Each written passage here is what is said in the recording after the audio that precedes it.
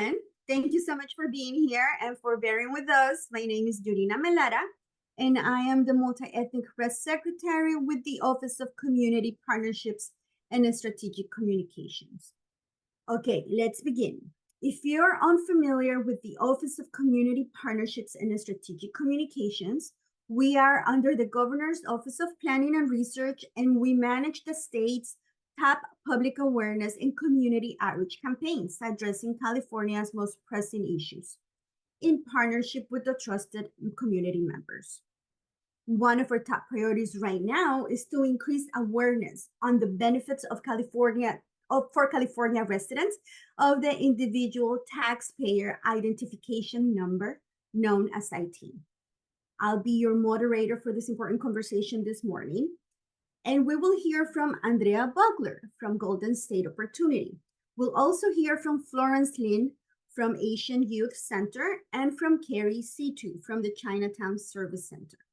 As I mentioned, today's conversation will focus on the benefits of getting an ITIN, like establishing a financial history for yourself and your family. An ITIN can also provide access to other resources, such as getting a driver's license, establishing credit, opening a bank account, applying for a mortgage to purchase a home. To provide you some data points, let me add that according to the IRS in 2015, 4.4 million ITIN filers paid over $5.5 billion in payroll and Medicare taxes. And overall, they contributed $23.6 billion in taxes. In tax year 2019, the IRS reported that it had received over 2 million returns filed by a primary taxpayer with an ITIN. In 2020, California and Colorado became the first states to allow ITIN filers to claim their state's earned income tax credit. Other states have followed and are allowing ITIN holders to claim those credits. The maximum earned income tax credit for year 2023 is $3,529, while the maximum child tax credit is $1,117. As you can see, California is invested in helping families access available resources. Now, let's start with Andrea. Andrea Bugler is the Senior Program Coordinator for Golden State Opportunity, based in Sacramento. She supports the Community Connection Program and works with the community-based partners across California to increase education and outreach on tax credits and other financial resources. In addition to financial resources, GSO's Community Connect program focuses on increasing ITIN education and outreach and free tax preparation assistance so that more Californians are able to access vital cashback tax credits and build financial security. Andrea, let's start. What is an ITIN? Absolutely, thank you. So an ITIN stands for Individual Taxpayer Identification Number. It's a number that is issued by the IRS, and it's issued to someone who does not have and is not eligible for a Social Security number, but who does have a requirement to file their taxes. It doesn't function as a work permit, but it does allow someone to file their taxes and access other benefits. What are the benefits of having an ITIN?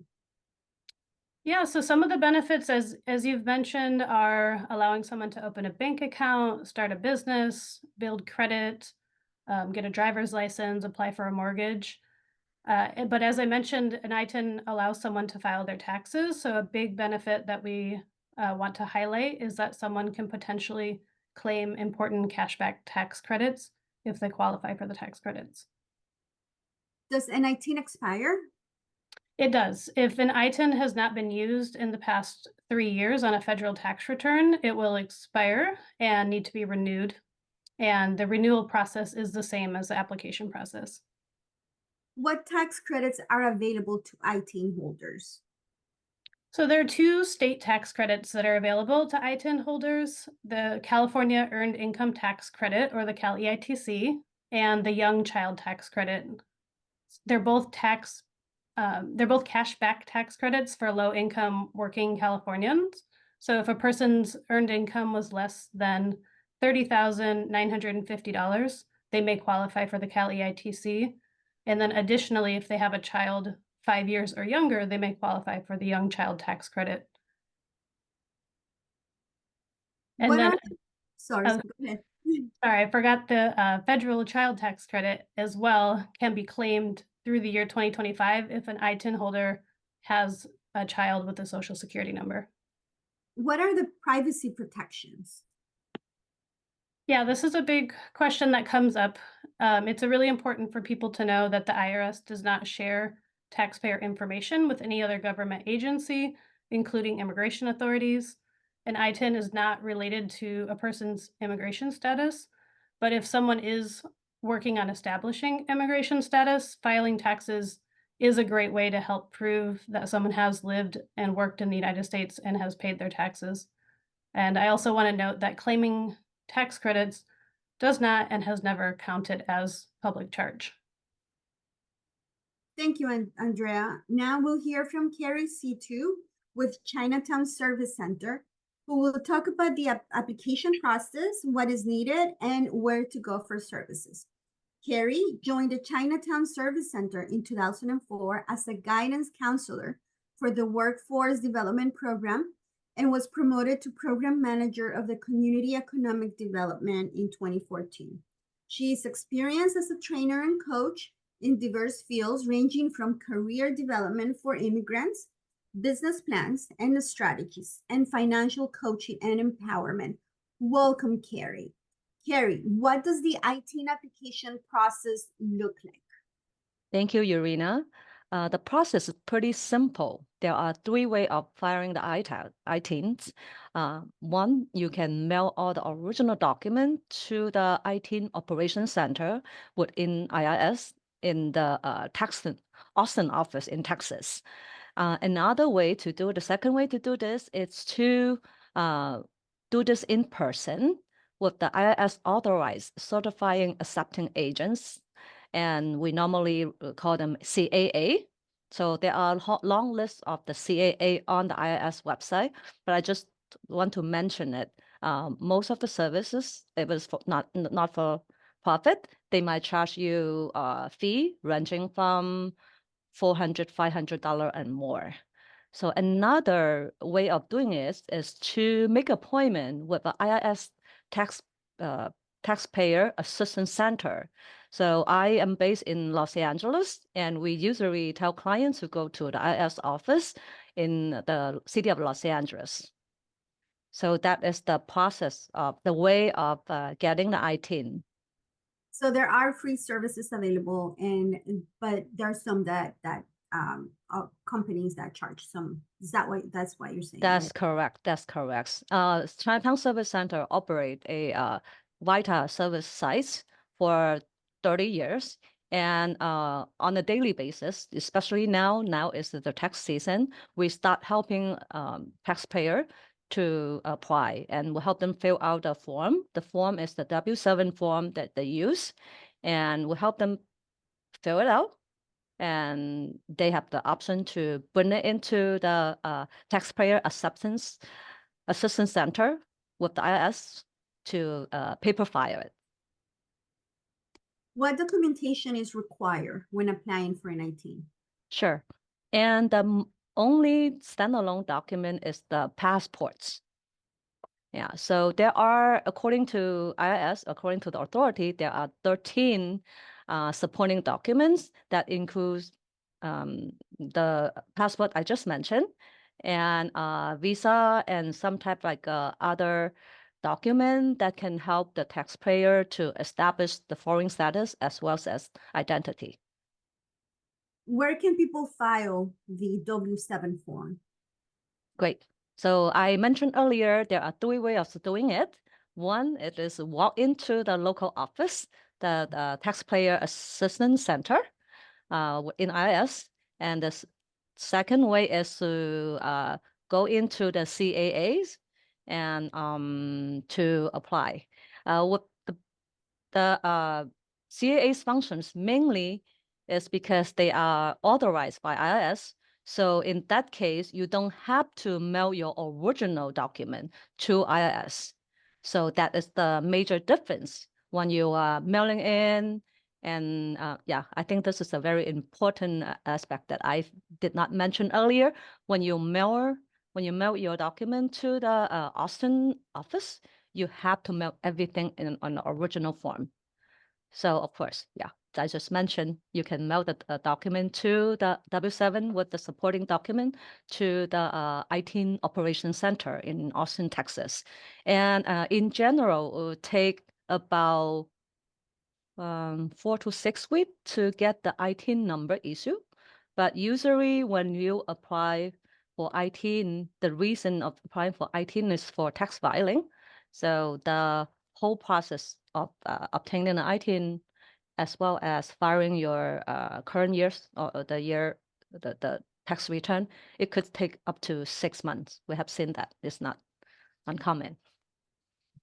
How does your organization guide people through the process? Mm-hmm. As I mentioned, we are the Vita sites, and we are part of the Tax Prep LA. So CSC is one of the organization, of course, because most of staff and volunteer are primarily bilingual in English and Chinese. So we have received a lot of the requests from the monolingual Chinese-speaking community. And within our cohort, we are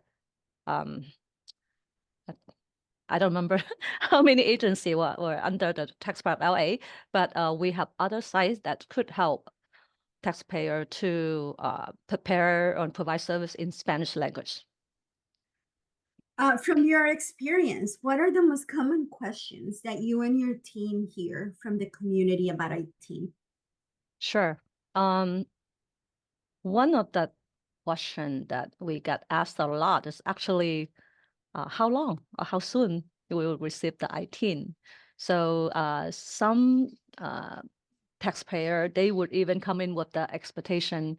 If it would tell them that, okay, you can go to the CAA, they might think, okay, this is pretty timely and maybe a same day service. The reality is not. So we have to explain the process, and usually the client will understand. And another concern it is there are some hesitancies within the community, especially the immigrant community that we serve. They are not very confident of like what it will expose them to. One of the major concern is like, will IS share our information with the immigration authorities? So those are the common concerns. But both Yorina and Andrea have already explained to us here. No, IS will not share the personal information. This is just for you to establish the identity to obtain some tax credit and benefits. So those are the most common questions, yeah, that we have. Could you please share a story from someone in the community who came in looking for an IT? Sure. So through the service that we provide to the community, we oftentimes see resident or U.S. citizen comes in with their non-resident spouse, try to file tax. And in this case, if the spouse is a non-resident aliens, they will have to, if they wish to file the joint tax return, that spouse will need an ITIN. Yeah, so recently in 2023, we have assist a U.S. citizen, Steve. His wife is on a student visa. So they came to us, and then we'll help them to prepare their federal tax return and fill out the W-7 form, and then guide them to the local office in Los Angeles. And they actually come back in 5 weeks. And with that, we were able to help them to e-file the state tax. Thank you. That's a very good story, Carrie. Now we also have Florence Lin. Florence has 18 years of experience. She serves as a community relations manager at the Asian Youth Center. She holds a master's degree in education and early childhood education from the Oregon State University. In her role, Florence is dedicated to assisting Asian communities with valuable resources and education. Florence, thank you so much for joining us, and from your experience, what you've seen. What are the most common questions you and your team hear from the community about ITIN? Yes, thank you. Thank you for the opportunity that for the questions. Usually they'd ask, where can I apply ITIN? Because a lot of new immigrants coming to this country, and they are looking for Social Security uh, and trying to get the numbers, and they're not able to. So we had recommended that they should apply for ITIN for tax purpose. And so usually the local ones, we refer them to CSC, the Chinatown Service Center, for help. And that's where you heard Miss Carrie Situ talk about. People get quite a bit of help from Chinatown Service Center, or they could do also filing, go through taxes, their ITIN locations, and with all the documents. But most of people will want to just go locally and have the uh, like a Chinatown Service Center, because we serve about 65% of Asian community, especially Chinese speaking from China, and also Cantonese speaking folks in our communities. And also, how do that, another question, how do I know it's approved? And usually, takes a while. And Carrie also talked about like 5 weeks, and that was a really fast speed of service. And sometimes it may take even longer. And another question was, can I work legally with ITIN numbers? And that was, another um, reason that they, because they can apply for Social Security numbers, and they are looking for a different way of where they can work legally in United States. Thank you. And can you share with us a story from someone from your community looking to get an ITIN? Yeah, sure. One of the impactful stories involve uh, this older gentleman, Mr. Wang, and he's about age about 60, and he's was from China and sought help with AYC, Asian Youth Center, to obtain an individual tax identification number ITIN, and facing challenges without Social Security numbers, and because he wanted to open a bank account and he didn't have that. So our staff guided him by providing CSC phone numbers and referring services to him and to get assistance. Fortunately, he received his necessary help and achieve his goal and be able to open a bank account. And so that was one of a very successful story that we have heard from the clients we serve. That's great. So someone was able to get the bank account he was looking for. Thank you for sharing, Florence. Thank you. Now we are at the section where you can ask your questions. So this is the Q&A portion of the press event. If you have a question, please raise your hand right now. Or the other option is if, you can write it in the chat. So let's give it a moment. Any questions from the journalist?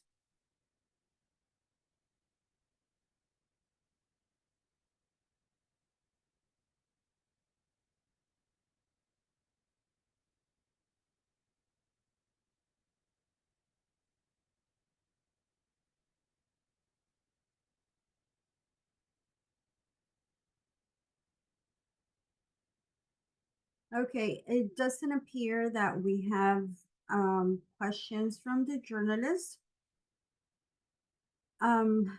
Yes, no, we don't have any questions. Thank you so much. This recording would be available.